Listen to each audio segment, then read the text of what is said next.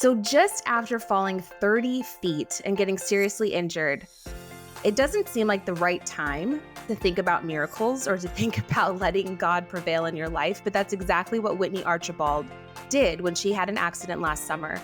And even through our most difficult and painful moments and our most damaging mistakes, we can witness the miracles happening all around us if we open our hearts and let God prevail. Here's a few fun things to know about Whitney. She's a mom of 5, lives in Colorado. She loves being outdoors, which is going to be part of this story today.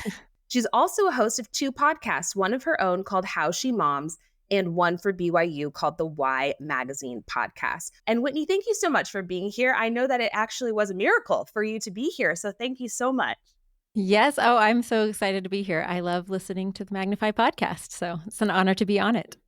Oh, well, we're happy to have you. So because we talked about you loving the outdoors and we're about to get into a story about you falling, could you just kind of recap that experience for us? Just share kind of what happened, not all the nitty gritty, but just enough for us to get a taste of maybe what actually happened that day. Yeah, so I was taking some of my nieces and nephews and one of my sons on a trip. I had taken a bunch more the day before, and we were going up to Rock Canyon right behind BYU, and that's where I climbed when I was a student. I love that place. So, I was getting everything all set up. My son and I set up the routes. Everything was good, but I didn't like the way my rope was rubbing on the rock. So I thought I'd reset it. I got everything set up well, safely with that. I did my checks with my son. Everything was good. I told him to go ahead and start belaying one of my nephews. And then I realized I had forgotten an essential piece of equipment for lowering myself down, an ATC, so I could rappel down. And so I had my brother send it up, got all set up again. And I was kind of rooting on my nephew who was climbing. I could see the rope going over the edge. And I kind of swung over. It was a little bit of a thrill, like one of those, I had to kind of, it was a bigger drop than I expected. So I let out a little squeak as I lowered myself, as I jumped off the edge, and then, caught myself with the rope. What I had neglected to do is to, the most important thing, obviously, is to lower both sides of the rope down. And I had already done that check with my son the first time before forgetting the equipment. And so in my mind, I had already checked that box and completed that step. Wow. What I should have done, obviously, is lowered the rope, checked with my brother, who is now my partner, and made sure it was down. But I, as our minds do sometimes, I just thought I had already done that. The part of the rope I could see looked great, Right.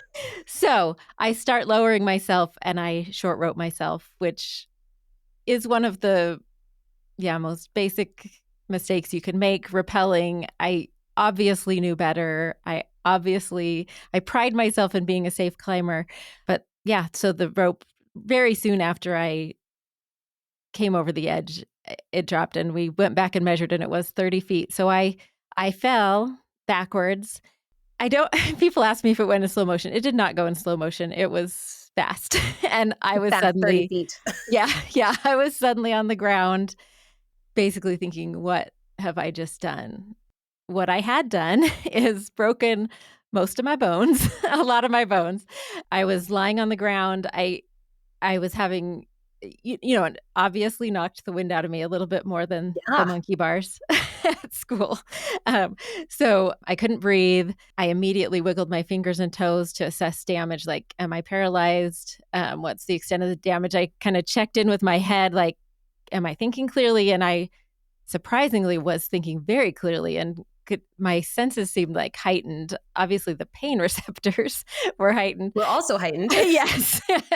But, I could see the blue sky and dragonflies flying, and I could hear all the commotion going around me. Everything just seemed in high relief. I did not lose consciousness at all. Yeah, I could think very clearly, but the first thought that went through my head was, what an idiot. And that's the first word I said, is idiot. No. I just felt so stupid for making this basic mistake. I've been climbing for, at least 30 years.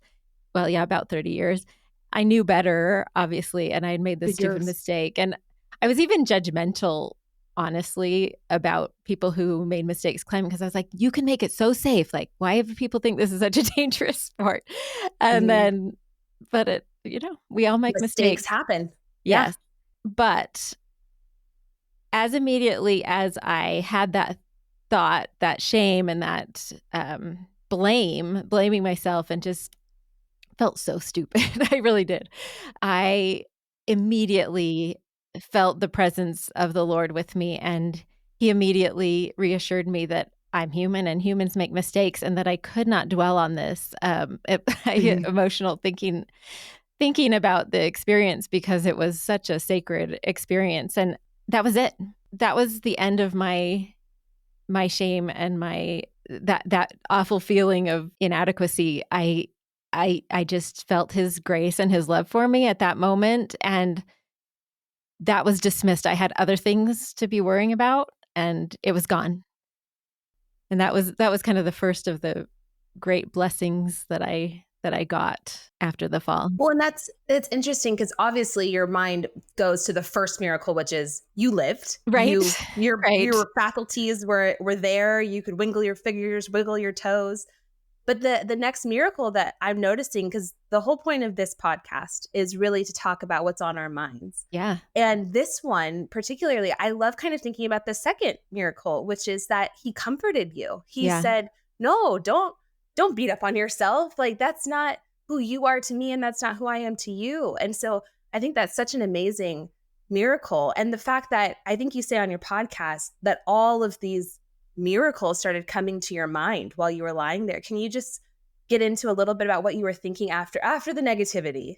Then Yeah. came this flood of love and positivity in different circumstances, including with the EMS, right? When they came to rescue you as well.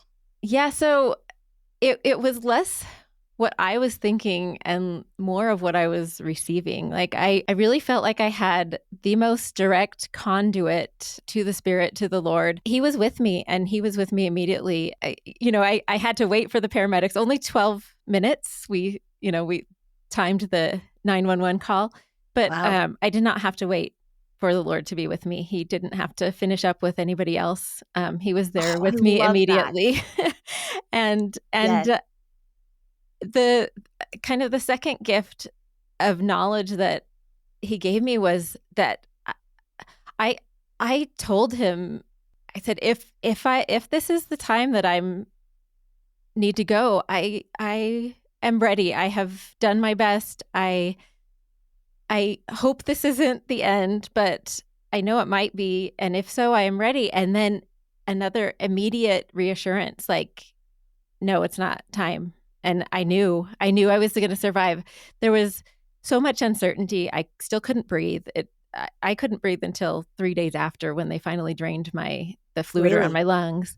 Like breathe deeply. Yes, Um, of course. maybe it was 2 days. Anyway, so I was having just trouble breathing. I felt on fire. Like my whole torso was just flaming. It was just like, heightened.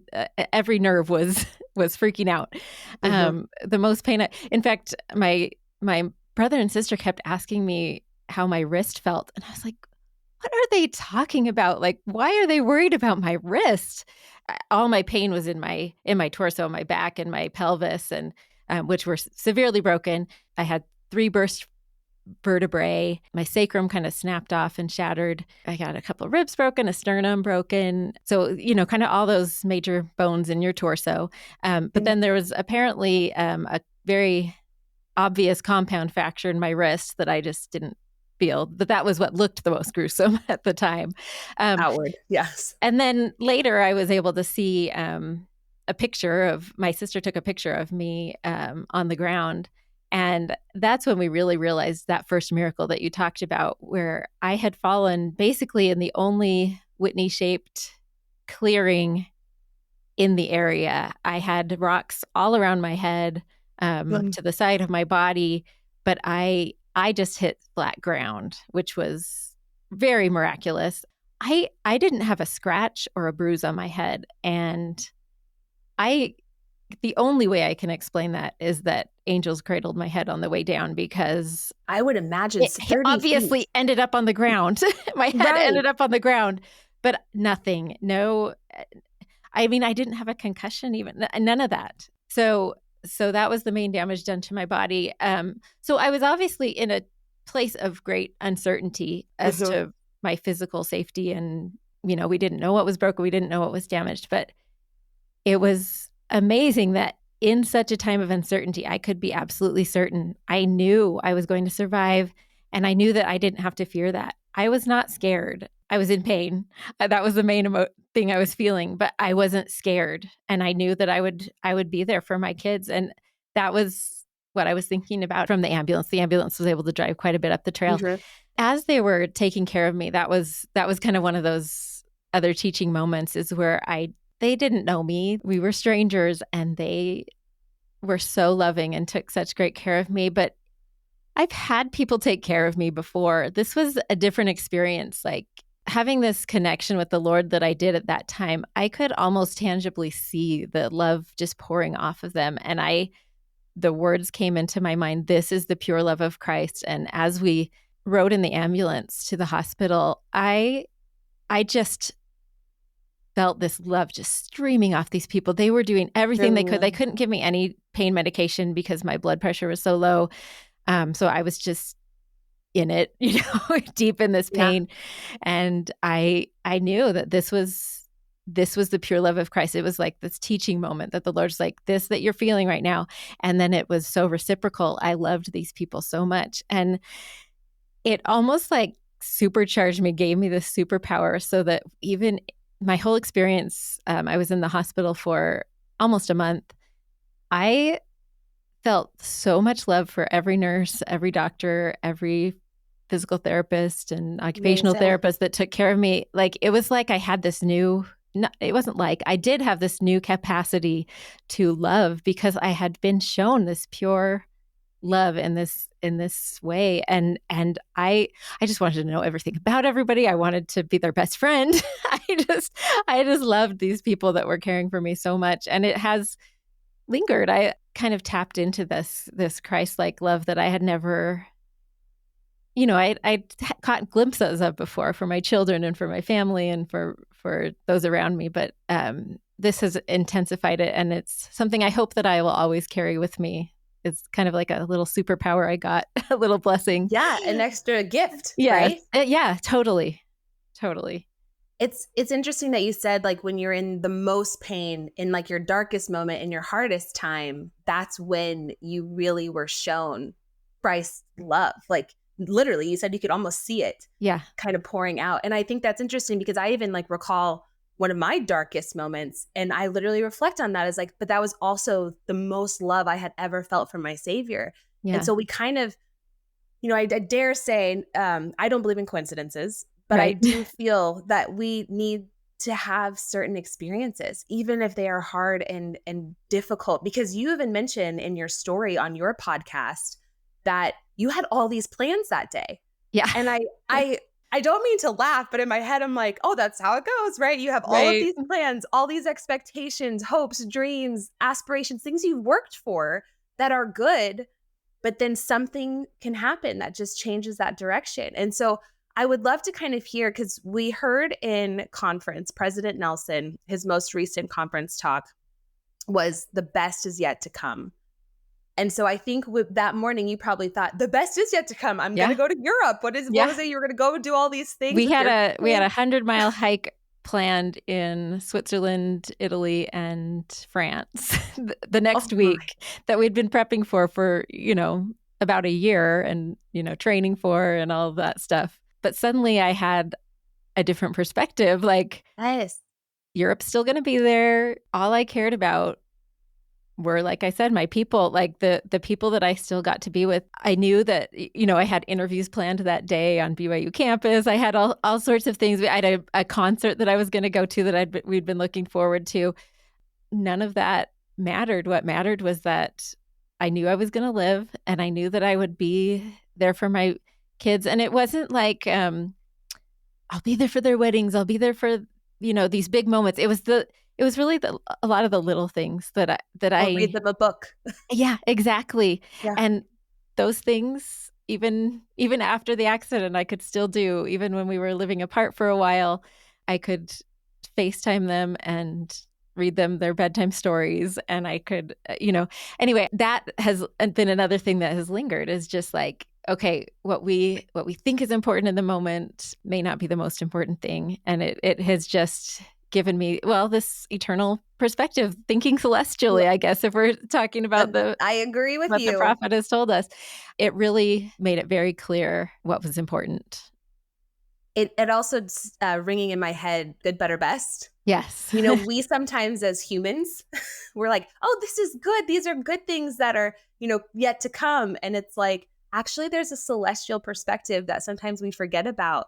And that is the yet to come that we lose sight of, maybe just going on day to day. And it sounds like you got to get this glimpse of like, oh no, there's so much beauty and things that we forget how they're small and we might think they're mundane or insignificant, but really they are the most miraculous parts of our existence and of our eternal being. And I think that's just so amazing. Yeah, and I think in a larger sense, it also helped me have that celestial, more eternal perspective about my identity as well. A, Interesting. a lot of the things, and that's something I've kind of realized in the year of recovery since. A lot of things got taken that I thought were part of my identity, or that I identified with, were taken away. Like, I Mhm. couldn't even walk for a long time. I was in a wheelchair it was 3 months after the accident that I could start to walk again. I lived at my parents' house for a month and a half to recover after the hospital, because I needed somebody to take care of me around the clock. So Yeah. everything was literally taken away. I had to relearn things like a baby. I had to learn to roll over. I had to learn to sit up. I had to learn to like feed myself and brush my own teeth. Like all the The things. humbling Like, moments. yeah, I had one good arm that I could use, but I needed a lot of help. And suddenly I went from being the caretaker to the one being taken care of. And I realized that a large part of my identity is being capable. Like, just my mom has always said that my life motto is, I can do that. Like, bring it on. I can figure anything out. And Yeah. and suddenly I couldn't, and I had to rely on other people. And even little things like, well into the recovery, I still like can't lift things very well, and I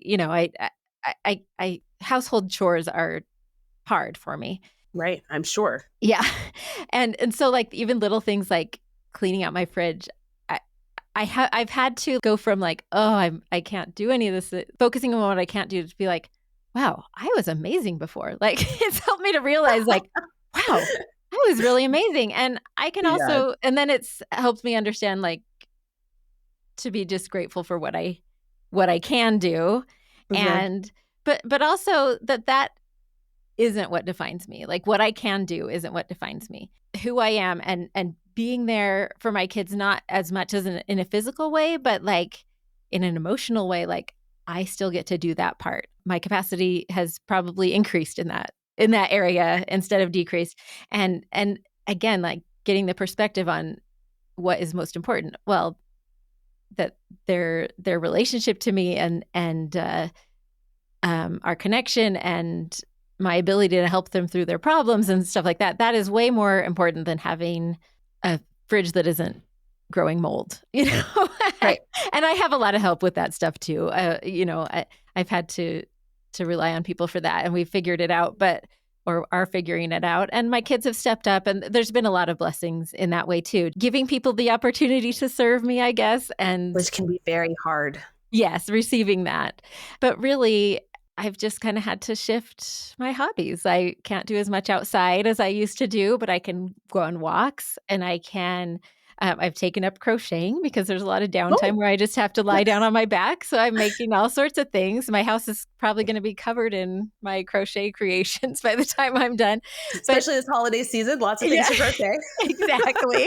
Exactly. So I've just kind of had to come to grips with that. Like, who am I essentially, and how has that changed since the accident? And just being very deliberate about what I say yes to, what I say no to. But sometimes that's surprising to people. Like, I went to girls camp and I went to Trek because I wanted those experiences with my kids and with the youth that I serve with. I made it happen. It was I learned from girls' camp not to sleep on a mat on the ground, so I got a hotel for Trek and would go off site to sleep. But I I know how I want to spend my time, and I'm able to be more deliberate about it, and I'm able to let go of the things that I wanted to control before, some of the things that I can't do anymore. So I keep learning from this accident, and I just who I am and what's important to me. Well, you're such an example, and I'm sure to your children, your family, and extended friends, because to thinking about letting God prevail in your life, I think also involves letting things go, right? We can't control everything. We are not the ones who are going to be able to do all the things that He can do and give us the blessings that He can bless us with by saying, "Okay, Lord, I can't do this. I'm going to give that to you, but I'll do what I can." And to be joyful in that. I feel like you have been able to see the joy, which is a miracle, because I'm gonna tell you, I might be a little grumpy if I was in your Oh, there's been some of situation. those days for sure. Yes, but I think it's beautiful to be able to see you truly genuinely have the Spirit with you and through such a hard and difficult time, and having to sacrifice. We can't talk about this without having to say that you've sacrificed something, if not multiple things, in this Yeah. process. Yeah, for sure. And you could spend time focusing, like I said, on the things I can't do. But there's been like little subtle things, some not so subtle. Like I feel like where things have been taken away, other things have been given that are maybe even more important. Like one thing I've noticed is that I've always wanted to feast upon the word. Same. My mom is such a scriptorian, and I always wanted that. My desire to learn from the scriptures and read from the scriptures to get into that level of feasting. We're promised that in the scriptures. We're told that that's possible. I never quite. I always liked scripture study, but I'll tell you, after this accident, almost immediately the feasting came. Like Oh, I have had the most incredible year studying the scriptures and like just an increased desire to just know everything and learn everything that I can. That is one of the gifts of this accident as well. Like I can't get enough, and I listen to podcasts and I study, and I just I reached feast level, and and I hope I always congratulations. stay there. But I love it. That doesn't mean I have all the knowledge that I want to have, like, but But that's wonderful. I have a greater desire, and I do think that is one of the blessings, that as I got to know the Savior better through this experience, it just fills me up to feast on His word, and my prayers have been more meaningful because I've had this increased level of communication. I just feel like I feel like most of the gifts that I have increased my capacity in are spiritual gifts, and whoa, like that's amazing. And when my Yes, physical is decreased, like which would you rather have? I prefer the spiritual. Like I'm yes, grateful yes. to have that take up maybe some of the space. I don't know. that No, that's a great way of looking at it, because it is. I mean, I think sometimes we can focus on the sacrifices, the things we're missing out on, but to be able to see His hand in our life and be able to see the benefits, the blessings, the spiritual gifts, I mean, that's huge. That's yeah, something that we can take with us, right? We can't totally. take anything with us, but we can take our knowledge. And so that is where we need to be kind of putting a lot of our effort. And so kind of with that thought process, what would you say to women who are listening right now who want to notice more of God's miracles? What would you say to her? How to do that? What to think about maybe?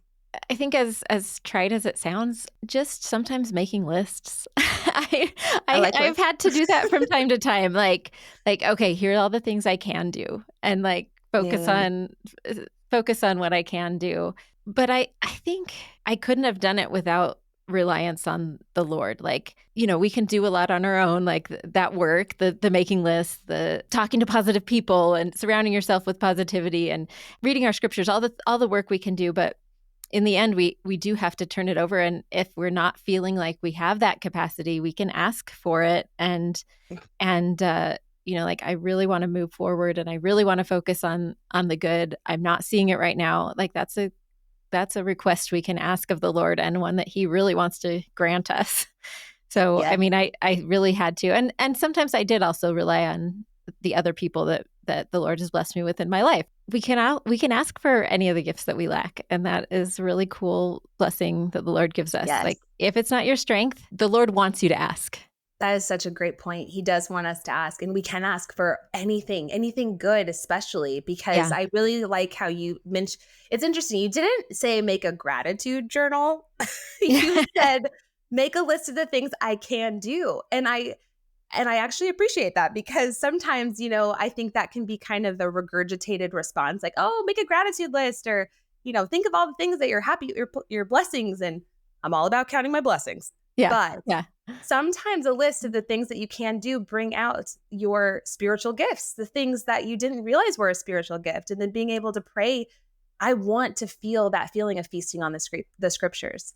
And I think if we forget that we can ask for these miracles. Yeah. And so as we're kind of closing out, I really appreciate your just honesty and just what's on our mind is just hearing what you've gone through and learning from it. And then also remembering to let God prevail. So thank you so much for all of these bits and pieces of wise information that you've given to us. Is there anything else you want to add before we close out? I think I just want to bear my testimony that definitely the hardest thing physically I will ever go through in my life has also given me the greatest blessing. And I think, again, that's one of the greatest gifts I got in that moment because I knew that immediately too. In fact, even directly related to that trip we were going to go on, I knew that lots of people have the experience of traveling in Europe or doing awesome things with their families.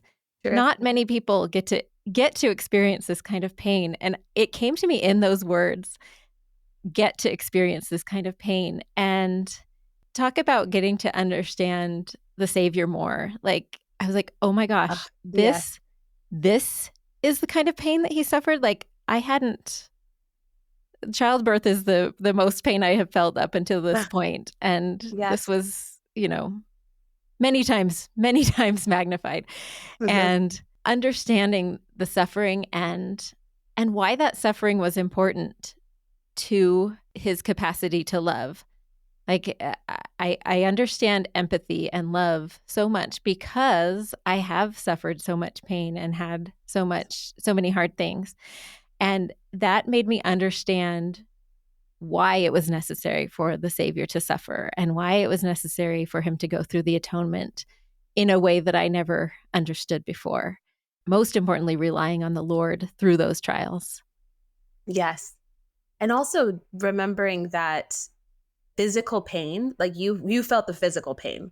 Yeah. And there are many who have felt emotional, mental pain that can't be seen, that there wasn't a traumatic thing that they could look back and say, this one thing happened and that's when I felt it all. Some are holding on to it. And I think your experience kind of reminds me that if you're in that space, that you're like, no, I don't have a picture of me having fallen 30 feet to the ground, but I feel that. Yeah. And I'm hurt. The same applies in that situation because his atoning sacrifice touches every aspect of pain and sorrow and hurt. And it can be beautiful. And so I really appreciate that you used and were given the word get. Yeah. I can tell you, if I heard that, I'd been like, really? But it is actually beautiful that we get to have trials and we get to have hard, painful things because we get to learn to be more like him and understand who he is and who we are to him. And I think that is really incredible. Well, thank you so much, Whitney, for all of the knowledge and sharing your testimony. We are so grateful for you. And we are very grateful that you were with us today. So thank you. Thank you. Me too. This was fabulous. What I loved most about this story was that she shared not only a miracle of surviving what happened to her, but really the miracle of peace, hope, faith, and courage that she found throughout her experience. If this story resonated with you, then we want to invite you to lift up your heart. Over the past couple months, we've had our Lift Up Your Heart events happening this fall. It's a perfect event if you're feeling like you need to reconnect with Christ, enjoy the company of women like you, and be uplifted by inspiring messages and conversations like the one we just had today. So before you go, I want to offer you, as a listener, a special discount for these events. If you head to our website at magnifythegood.com/events and enter code podcast10 at checkout, you can get $10 off per registration. Those details will be in our show notes. We have our final 2 events in St. George on November 9th and Salt Lake City on November 22nd and 23rd. We hope to see you there. Thank you so much for listening to our show, and we'll see you next week.